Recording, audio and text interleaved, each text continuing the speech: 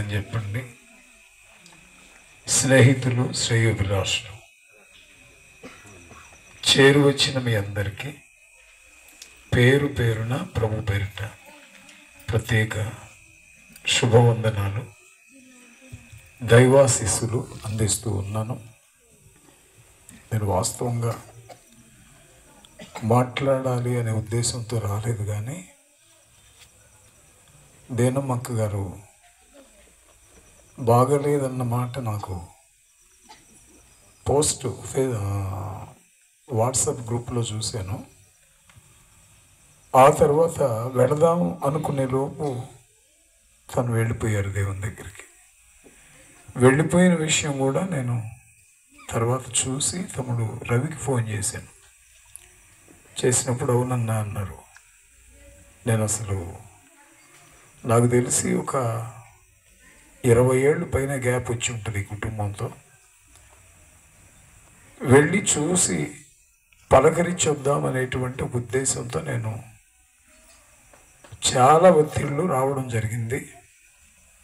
వచ్చిన తర్వాత రవి చేసే పరిచర్యని, కుటుంబాన్ని, ఒక రకంగా చెప్పాలంటే రవి వివాహం, వాడి చెల్లి వివాహం కూడా మా చేతుల మీద నేను దగ్గరుండి జరిగించాము సంజీవ్ నగర్లో.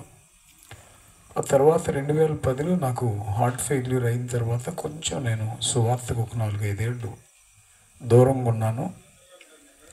తర్వాత ధర్మిలో దేవుడు మరలా పరిగెత్తిస్తూ ఉన్నారు. సందర్భం వచ్చినప్పుడు రవిని కూర్చిన అప్డేట్స్ అన్నీ నాతో పాస్టర్ గారు షాలిం రాజు గారు మాట్లాడుతూ ఉండేవారు. నాకు వార్తలు తెలుస్తూ ఉండే పావురంలాగా. నేను యోనాను కాదు, కానీ ఆయన మాత్రం పావురమే. సంతోషించేవాడిని. మంచి మందిరం కట్టాడు. ఇందాక వర్షం వస్తుంది ఇక్కడ, అక్కడ ఎట్లుంది షాలేం అని ఫోన్ చేశాను నేను. అన్నా మందిరం పెద్దదన్నా, సంజీవ్ నగర్లో మనంత ఉంటుంది, పర్లేదు, ఒక 400-500 మంది ఈజీగా పట్టొచ్చు, ఇబ్బంది ఏం లేదు రెండన్నా అన్నాడు. నేను వచ్చాను. వచ్చిన తర్వాత కార్యక్రమం నడుస్తూ ఉంది. మీ అందరిని ఇలా చూడడం చాలా సంతోషంగా ఉంది. మరి ముఖ్యంగా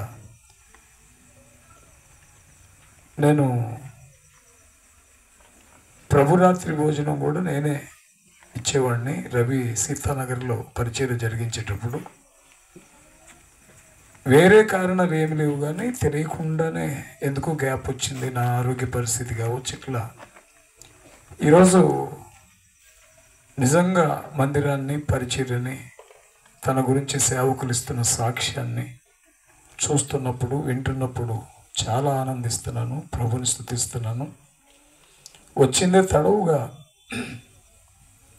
జోనతాన్ గారు, నాకు తెలిసి 47 ఉంటుందా ఏజ్? 47.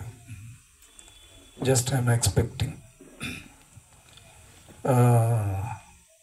వర్షం వచ్చి వెలిసినట్టుంది. ఇంకా కొంచెం నిడివిగా మాట్లాడేవారేమో. వెనక నేనున్నాను. నాకు ప్రార్థన ఇస్తే సరిపోయేది. పరిగెత్తి అలసిపోయి ఉన్నాం కదా. ఎవరన్నా మాట్లాడితే చక్కగా హాయిగా రిలాక్సివ్గా విందామనిపిస్తుంది. మరి ఎందుకో ఏమో చాలా క్లుప్తీకరించారు, చాలా మంచి మాటలు మాట్లాడారు.